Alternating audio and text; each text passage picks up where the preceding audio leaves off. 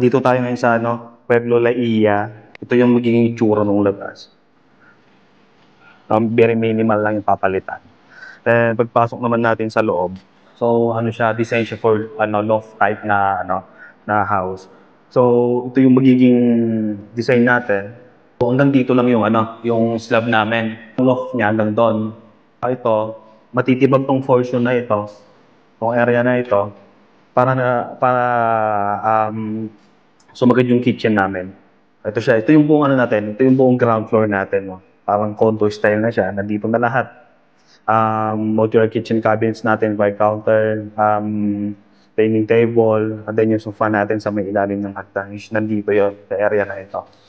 So, ang advice ng owner sa amin, hindi siya maglalagay ng console TV tsaka TV area kasi nga magiging pahingaan lang nila ito.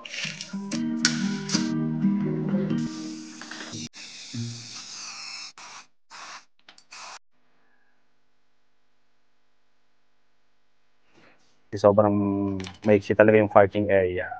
So magiging na lang talaga siya, parang receiving area siya. Tayong canopy, ganyan din, fully carbonate, then 2x3 2x3 na steel tubular. Pero yung design natin is square type siya. Malayo yung mapupuntahan nito kasi we build up some connection sa mga client din natin para sa mga possible and upcoming projects na binibid din namin. Ayun lang, medyo pansin nyo lang, kami lang palagi nag-layout ngayon kasi nga si Foreman medyo busy dahil meron kami may mga ongoing kaming projects na napatoka-toka sila. Medyo malayo nga itong site na ito, huhugutin pa namin sila.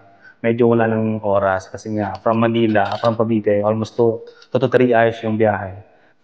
Abangan nyo yung nito, abangan nyo yung kakalabasan ng projects na to. Talagang simple siya pero at least may dating. Yun yung gusto din ni client, yung kakaiba sa lahat na nandito. Abangan nyo na lang. I-update namin kayo kasi sa 40 days lang naman yung calendar date ng construction. So, yun na, abangan na lang natin.